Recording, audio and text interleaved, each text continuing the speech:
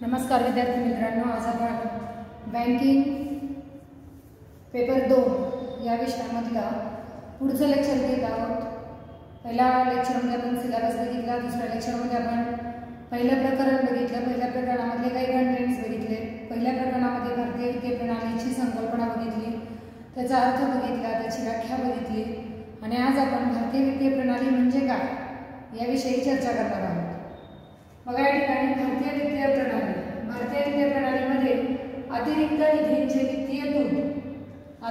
निधींची वित्तीय तूट असणाऱ्या क्षेत्राकडे प्रवाहीकरण केले जाते असं म्हटलेलं आहे। भारतीय वित्तीय प्रणालीमध्ये अतिरिक्त निधींची वित्तीय तूट हा शब्द त्यांनी वापरलाय। तर वित्तीय तूट असणारे क्षेत्र म्हणजे कोणते क्षेत्र? तूट क्षेत्रे म्हणजे ज्यांचा खर्च जास्त आहे आणि उत्पन्न कमी आहे, ज्यांच्याकडे उत्पन्नाचं साधन नाही आहे किंवा ज्यांनी खर्चाचं प्रमाण जास्त केलेले आणि त्यांच्याकडे नफा हा कमी आहे किंवा नफा नाहीच आहे, त्याच्यामध्ये त्याला म्हटलं आहे अतिरिक्त नफा क्षेत्र। अतिरिक्त नफा क्षेत्र आपण आज या ठिकाणी मित्रांनो फक्त भारतीय वित्तीय प्रणाली म्हणजे काय हे मी तुम्हाला आज शिकवणार आहे। भारतीय वित्तीय प्रणालीची रचना कशी झाली, त्या रचनेमध्ये कोण कोण येतं, भारतीय वित्तीय प्रणालीमध्ये आणि कोणकोणत्या संस्थांचा समावेश होतो हे आपण बघितले। पण भारतीय वित्तीय प्रणाली का निर्माण झाली किंवा त्याच्यामध्ये त्याची स्थापना का करावी लागली, तर काही क्षेत्रांमध्ये आपल्याला पैशांची कमतरता भासू लागली, काही क्षेत्रांमध्ये व्यवसायामध्ये पैशाची तूट निर्माण व्हायला लागली। अशी तूट असलेली क्षेत्रे म्हणजे तूट क्षेत्रे म्हटलेले आणि तूट क्षेत्र म्हणजेच काय म्हटले आपण? खर्च जास्त आणि उत्पन्न कमी किंवा नफा कमी। बघा, या ठिकाणी सक्षम वित्तीय प्रणाली कशाला म्हणायचं? सक्षम वित्तीय प्रणाली। सक्षमचा अर्थ काय? मी अंडरलाईन करून ठेवले सक्षम। क्षम म्हणजे क्षमता असलेला आणि सक्षम म्हणजे चांगली क्षमता असलेला। व्यवसायामध्ये व्यावसायिकाला व्यवसाय करताना त्याची क्षमता चांगली असेल तर व्यवसायामध्ये प्रॉफिट होतो। जर त्याची कार्यक्षमता नसेल, त्याची पैशाची कमतरता भासत असेल गुंतवणूक करताना, तर मात्र त्याचा व्यवसाय तितक्या मोठ्या प्रमाणामध्ये विकसित होईल, त्याचा नफा वाढेल याची शाश्वती आपल्याला देता येत नाही। म्हणजे सक्षम वित्तीय प्रणाली कशाला म्हणायचं की जिथे गुंतवणूक वाढवली असते किंवा गुंतवणूक जास्त केलेली असते। गुंतवणूक क्षेत्रामध्ये बचतीला गतिशीलता प्रदान करते। सक्षम वित्तीय प्रणाली काय करते? गुंतवणूक क्षेत्रामध्ये बचतीला गतिशीलता प्रदान करते। बचतीला गतिशीलता प्रदान करते म्हणजे काय की लोकांना बचतीची सवय लावते। मला 10,000 रुपये प्रॉफिट झाला तर त्यातले मी 3,000 किमान 3,000 बाजूला काढून ठेवणार, सेव्हिंग करून ठेवणार, बचत म्हणून ठेवणार। म्हणजेच मी ते काय करणार? बँकांमध्ये गुंतवणूक करून ठेवणार किंवा पुढच्या व्यवसायामध्ये मी त्याची गुंतवणूक म्हणून वापर करणार। बरोबर आहे? साठवून ठेवलेला पैसा किंवा बचत केलेला पैसा भविष्यामध्ये व्यवसायकालाच त्याच्या व्यवसायामध्ये कधी कमतरता भासली, पैशाची तूट भासली, त्यावेळी तो शिल्लक ठेवलेला गुंतवणूक करून ठेवलेला पैसा त्याच व्यावसायिकाला उपयुक्त ठरतो। म्हणून याला म्हटले सक्षम वित्तीय प्रणाली। म्हणजे या प्रणालीमध्ये गुंतवणुकीला प्राधान्य दिलेले, जितकी जास्त गुंतवणूक तितका नफा जास्त असा कन्सेप्टच आहे। जितकी जास्त गुंतवणूक तितका नफा जास्त आणि जितकी गुंतवणूक कमी तितका नफा कमी। म्हणून यांनी गुंतवणुकीला प्राधान्य दिलेले आणि गुंतवणुकीची प्राधान्याची गोष्ट बचतीला जोडली गेलेली आहे। कारण बचत केली तर गुंतवणूक होणार, बचत नाही केली तर आपली गुंतवणूक तितक्या प्रमाणामध्ये वाढणार नाही। म्हणून विद्यार्थी मित्रांनो या ठिकाणी बचतीला प्रायोरिटी दिलेली आहे। बचतीमुळे बचतीला गतिशीलता मिळाली की गुंतवणुकीची क्षमता वाढणार आहे, म्हणजेच भारतीय वित्तीय प्रणाली आपोआप काय होणार आहे? सक्षम होणार आहे। म्हणजे भारतीय वित्तीय प्रणालीकडे गुंतवणुकीसाठी जर पैसा शिल्लक राहतो याचा अर्थ काय झाला की भारतीय वित्तीय प्रणालीचा नफा जास्तीत जास्त आपल्याला होताना दिसून येतो।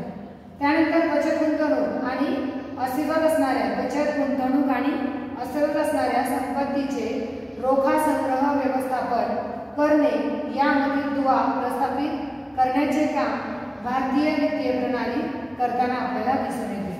मी तुम्हाला आधीच म्हटलं आपल्या भारतीय वित्तीय प्रणालीचा मेन ऑब्जेक्ट काय? लोकांना बचतीची सवय लावणे, बचतीला प्रोत्साहन देणं। कारण बचत वाढली की लोकांच्या गुंतवणुका वाढतात। आणि इथे तेच सांगितले 3 पॉईंट, बचत सांगितली, गुंतवणूक सांगितली आणि आता त्यांच्याकडे असलेला पैसा किंवा रोख संग्रह त्याचा कसं मॅनेजमेंट करायचं हे सगळं ठरवण्याची क्रिया किंवा हे सगळं ठरवलं जातं त्याला भारतीय वित्तीय प्रणाली असं म्हणायचं। किंवा रोखता किंवा बचत आणि गुंतवणूक या तिघांमध्ये दुवा साधण्याचं काम, या तिघांना योग्य ती विल्हेवाट लावण्याचं काम, या तिघांची जबाबदारी वाटून देण्याचं काम भारतीय वित्तीय प्रणाली करताना आपल्याला दिसून येते. म्हणजे प्रत्येक व्यावसायिकाला बचत, गुंतवणूक आणि आजची त्याच्याकडे असलेली रोख रक्कम याचं मॅनेजमेंट करावं लागतं आणि त्याचं मॅनेजमेंट करताना त्याची गतिशीलता, त्याचं धोरण ठरवण्याचं काम हा व्यवस्थापक आपल्याला करताना दिसून येतो आणि तो व्यवस्थापक भारतीय वित्तीय प्रणालीचा एक घटक असतो. आणि ही भारतीय वित्तीय प्रणाली अशा व्यवस्थापकांच्या अनेक कार्यातून, अनेक बचतीतून, अनेक गुंतवणुकीतून स्वतःचे कार्य करत असताना आपल्याला दिसून येते. म्हणजे भारतीय वित्तीय प्रणाली सर्वात महत्त्वाची आणि मोठी भूमिका बजावत असते की लोकांना बचतीची सवय लावणे आणि त्या बचतीचा उपयोग व्यवसायामध्ये भविष्यातील काही नवीन घडामोडी, नवीन उद्योग, लघु उद्योग, दीर्घ मुदतीचे उद्योग सुरू करण्यासाठी या बचतीचाच गुंतवणूक म्हणून व्यवसायामध्ये कसा उपयोग करता येईल किंवा आजची रोखता कशी व्यवसायामध्ये व्यवस्थापित करता येईल याचं कार्य भारतीय वित्तीय प्रणाली करताना आपल्याला दिसून येते. त्यानंतर असं म्हटलं त्यांनी समावेश. कोणाचा समावेश?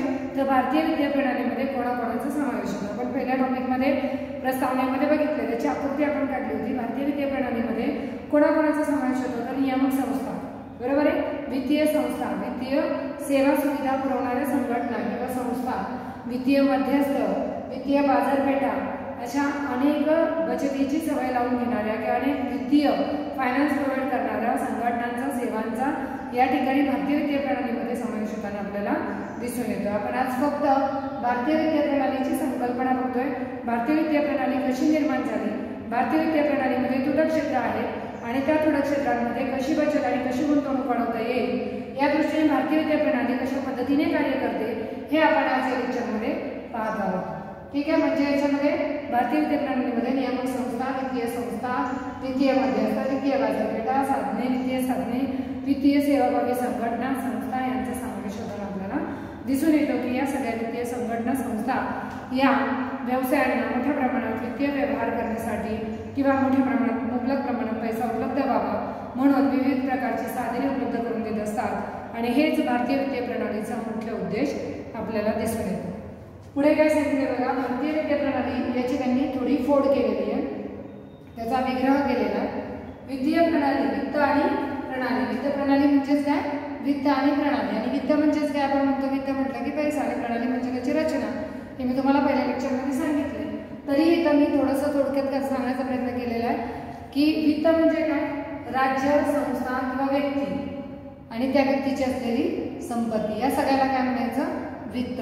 बरोबर आहे ना. आपला जर व्यवसाय जर आपण समाजासाठी करत असो किंवा समाजामध्ये राहून आपण व्यवसाय करत असेल तर समाजामध्ये जे काही राज्य, गावं, शहरं आहेत इथे आपण आपला व्यवहार करत असतो. तर हे सगळं काय आहे? व्यवहाराच्या बाबतीत आहे, फायनान्शियल स्वरूपात आहे. म्हणून राज्यामध्ये केलेला व्यवहार असेल, व्यवसाय असेल, संस्थेचा व्यवसाय असेल, व्यवहार असेल तर त्या सर्वांची एकच प्रणाली, एकच रचना असते की बचतीची सवय लावणे, बचतीला प्रोत्साहन देणे. मग इथे त्यांनी ते सांगितलं, व्यक्ती काय करत असतो? त्याची संपत्ती वाढवण्याचा प्रयत्न करत असतो आणि ती संपत्ती वाढवण्यासाठी त्याच्याकडे मुबलक प्रमाणामध्ये वित्त असणं गरजेचं आहे. आणि हे वित्तीय प्रणालीमध्ये, वित्त प्रणाली म्हणजेच काय की राज्य, संस्था आणि व्यक्ती यांनी निर्माण केलेला किंवा उभा केलेला पैसा किंवा संपत्ती होय. मग प्रणाली म्हणजे काय? तर ही एक गुंतागुंतीची रचना आहे असं म्हटलेलं आहे किंवा गुंतागुंतीचा संच प्रणालीला असं म्हटलेलं आहे. गुंतागुंतीचा का? तर प्रणाली म्हटलं की अनेक लोक आले, अनेक संघटना आल्या, अनेक संस्था आल्या. मग त्याच्यामध्ये त्या संस्था किंवा संघटना काय करत असतात? प्राथमिक कार्य करतात. मग त्यांचं प्राथमिक कार्य कोणतं? तर ते बचतीची सवय लावतात. लोकांच्या बचतीला गतिशीलता आणण्याचा प्रयत्न करतात. मग लोकांना बचतीची सवय कधी लागली?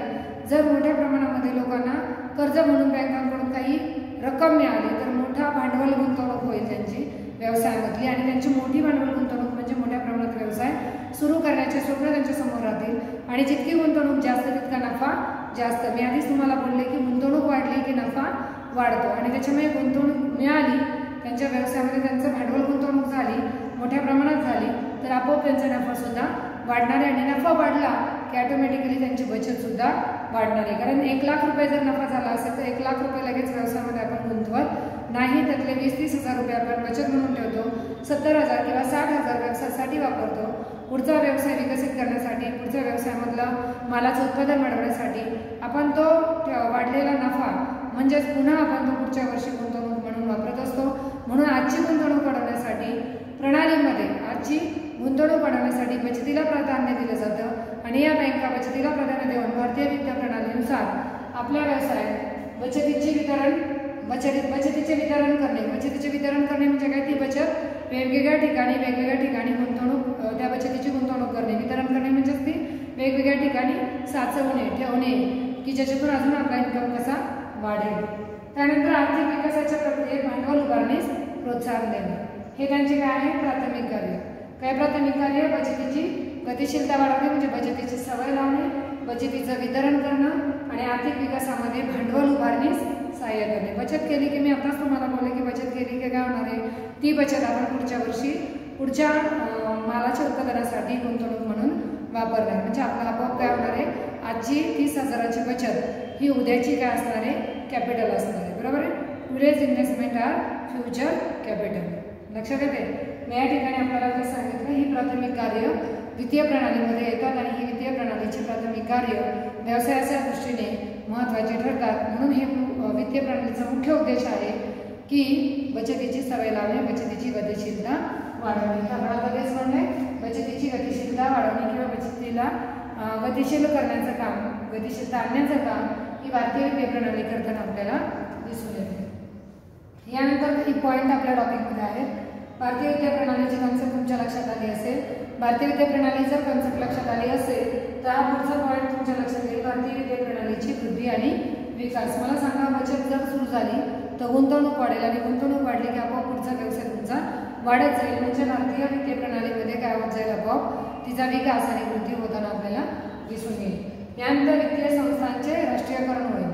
म्हणजे आपला बिझनेस हा आपल्या देशापुरता, आपल्या राज्यापुरता, आपल्या संस्थेपुरता, संघटनेपुरता मर्यादित राहणार नाही, तर तो बाहेरच्या राज्यामध्ये पण विकसित होईल.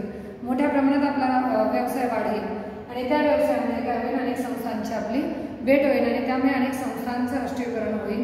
अनेक संस्था, उद्योग हे काय होतील, मोठ्या प्रमाणात विकसित होतील आणि मोठ्या फळारूपाला येतील आणि त्यामुळे आपोआप त्यांचं काय होत जाईल, राष्ट्रीयकरण होत जाईल. नंतर आपोआप बँकांची संख्या वाढेल आणि विकास बँकांची स्थापना व्हायला सुरुवात होईल. कृषी विकासासाठी संस्थांची स्थापना, कृषी विकास करायचा असेल तर काही संस्था अशा आहेत, नाबार्ड सारख्या संस्था आहेत. आपल्याला सगळ्यांना कॉमन माहिती आहे की नाबार्ड ह्या ज्या आहेत शेती विकासाच्या दृष्टीने स्थापन झालेल्या बँका आहेत आणि नाबार्ड या संस्था किंवा बँका कृषी क्षेत्रासाठीच अल्प, मध्यम आणि दीर्घ मुदतीचा कर्ज पुरवठा करण्यासाठी प्रयत्न करतात की जेणेकरून शेतकऱ्यांचे प्रश्न सोडवले जातील, त्यांचं जास्तीत जास्त उत्पादन वाढेल आणि त्यांची बचत वाढेल आणि ही बचत पुढच्या वर्षी गुंतवणूक म्हणून त्यांना उपयोगी ठरेल आणि भविष्यामध्ये त्यांचा आर्थिक वृद्धी दर विकसित होत जाईल किंवा वाढत जाईल आणि देशाच्या आर्थिक विकासामध्ये या व्यवसाय उद्योगांचा समावेश होईल. म्हणजेच भारताच्या इतर संस्थांचं काय होईल, राष्ट्रीयकरण व्हायला आपोआप मदत होईल. त्यानंतर गृहवित्त पुरवठ्यासाठी संस्थांची स्थापना. आपल्याला माहिती आहे, व्यवसाय वाढले, उद्योग वाढले की माल वाढणार आणि मालाचं उत्पादन वाढले की आपल्याला गृहोद्योग यांची संख्या सुद्धा मोठ्या प्रमाणात होणार आहे. त्याची कशी स्थापना झाली, त्या कशा पद्धतीने काम करतात हे आपण पुढच्या लेक्चरमध्ये पाहणार आहोत. आणि शेवटी आहे भारतीय भागधारक महामंडळाची स्थापना. भागधारक कसे निर्माण झाले, त्यांची कशी स्थापना झाली, ते कोणकोणती कामं करतात, त्यानंतर 1991चं धोरण काय आहे हे आपण पुढच्या लेक्चरमध्ये पाहणार आहोत. आज मी या ठिकाणी थांबते. आज आपण महत्त्वाची कॉन्सेप्ट बघितली, भारतीय वित्तीय प्रणाली. भारतीय वित्तीय प्रणाली म्हणजे काय हे लक्षात घ्या आणि या नोट्स तुम्ही लिहून काढा. Thank you very much.